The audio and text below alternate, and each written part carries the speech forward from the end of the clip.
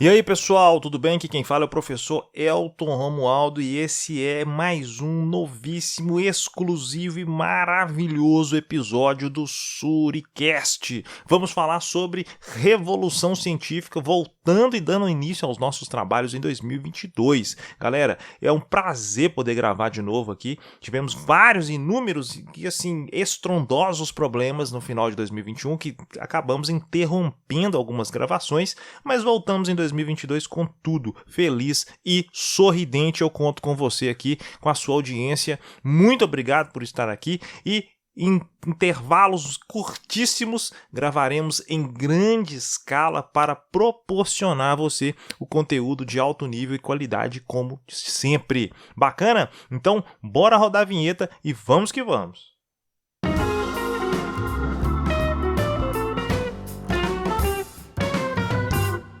Bom, então, dando início aí ao nosso episódio de hoje, vamos falar então sobre a Revolução Científica.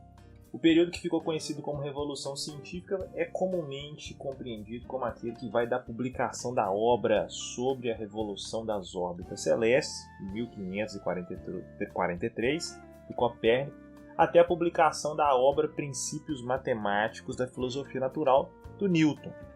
Então, se até Copérnico a visão do universo estava praticamente baseada ou fundamentado em princípios aristotélicos e ptolomaicos, em que a Terra estava imóvel, no centro do universo, com seus escritos, esse desenho acabou se alterando, sendo o Sol o centro do universo e surgindo assim a teoria do heliocentrismo.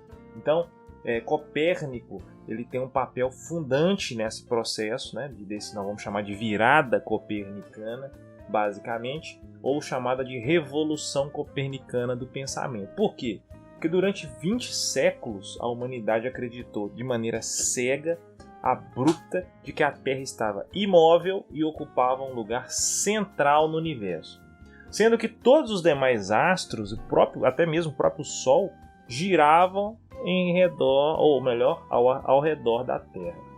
Essa concepção tem sua origem no pensamento de Aristóteles, especificamente, filósofo aí, ou um dos mais importantes pensadores da história, e no Cláudio Ptolomeu, no período aí do século I/século II depois de Cristo. O astrônomo e matemático grego que viveu em Alexandria, galera. E aí, para não fechar a conta e nem passar a régua, que não é o nosso objetivo terminar esse episódio ainda, antes de falar de que o Aristóteles ele elaborou um modelo de universo muito hierarquizado, no qual o mundo ele era sublunar, imperfeito, denominado também de região terrestre, estaria sujeito a demasiadas transformações. Já o mundo supralunar, nós estaremos no sublunar, o supralunar, ou região celeste, seria perfeito, portanto imutável e eterno. Dá para perceber que está uma herança aqui platônica, mas tudo bem. A Terra encontrava-se no centro dessas realidades, uma vez que ela seria o mais pesado dos astros e, por conseguinte, seu lugar natural seria o centro do universo, permanecendo imóvel, e todos os demais astros, incluindo o próprio Sol, como eu já acabei de falar, que girariam ou se movimentariam em torno da Terra.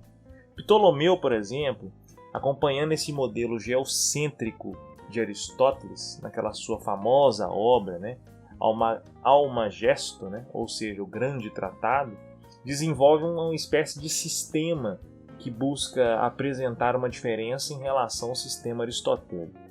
Na concepção dele, do nosso digníssimo Ptolomeu, os corpos, ou melhor, são os corpos celestes, estrelas e planetas que se movimentam em órbitas circulares em torno da Terra, em um sistema de epiciclos, que seriam círculos com centro em outros círculos sobre a Terra, em torno da Terra, enfim. Essa obra ela foi considerada um grande tratado de astronomia até 1400, ou seja, até no auge ali da Baixa Idade Média. Foi quando entrou em cena o nosso Nicolau Copérnico, mudando a base de pensamento do período e daquela época, beleza? Então, vamos lá. Copérnico não elaborou um sistema definitivo sobre o universo. Uma vez até mesmo porque, primeiro, questões tecnológicas e tudo mais da época, uma vez também que suas teorias foram reformuladas e corrigidas por Tycho Brahe e mais tarde por Johannes Kepler, né?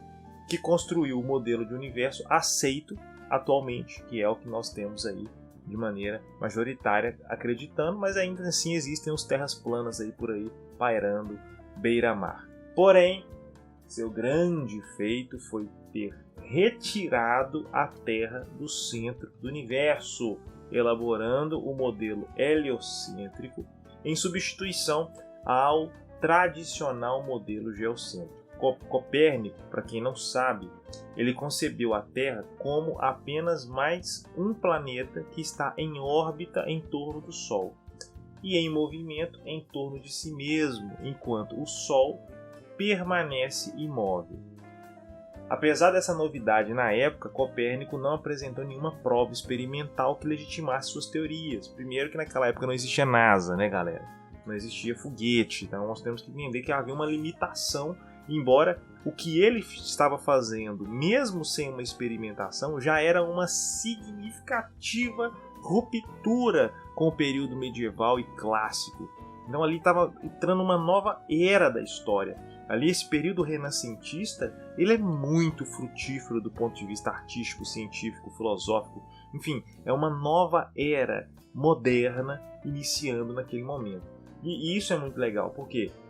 Porque esses pontos de vista levantados por Copérnico, essas ideias, elas não eram mais convincentes do que as de Ptolomeu. Assim, a ideia era uma novidade, é natural, ninguém vai sair aderindo, gritando na rua, olha, o Copérnico, ninguém vai falar isso, mas foi algo que foi gerando uma espécie de ruído.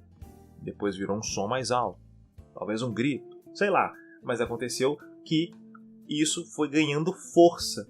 Então muitos cientistas acompanharam o pensamento copernicano e que depois foi impulsionando novos estudos de maneira mais sofisticadas, é claro, com base em suas ideias, até que elas puderam ser comprovadas e a revolução científica pudesse encontrar o seu auge, que no caso foi o Galileu e depois o Newton.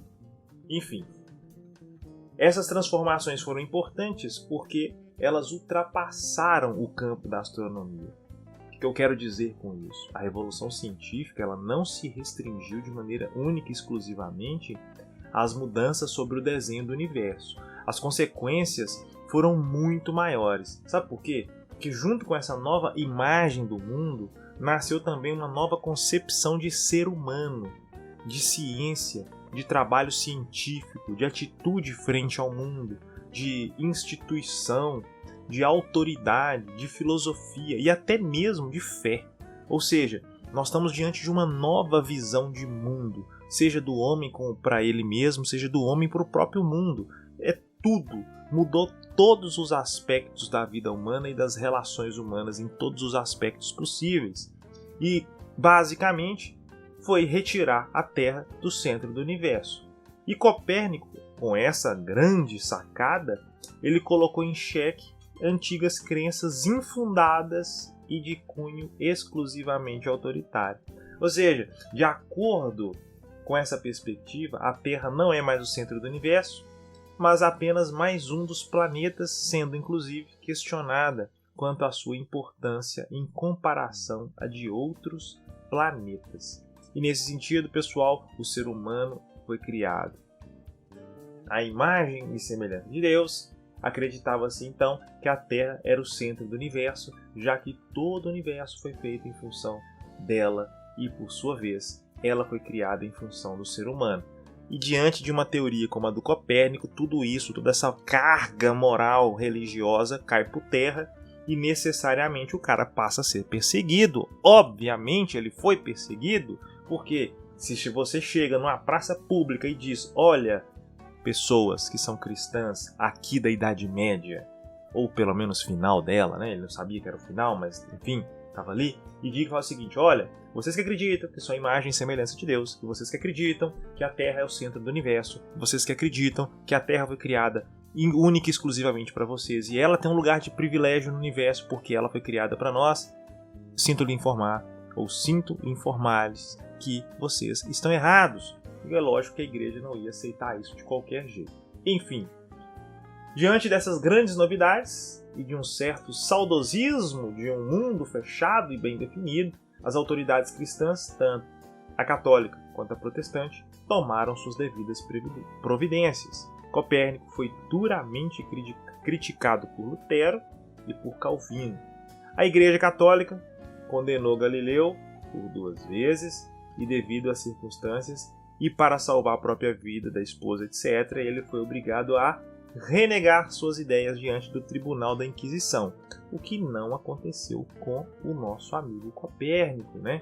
Copérnico sofreu as consequências aí sobre isso. Beleza? Então é isso. Esse foi o nosso episódio de boas-vindas para 2022. Voltamos aí aos nossos trabalhos. Vamos tentar gravar em grande escala e numa frequência muito curta para que você não perca absolutamente nada.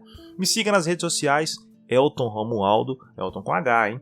E vamos que vamos, porque é tudo nosso e nada deles. Valeu!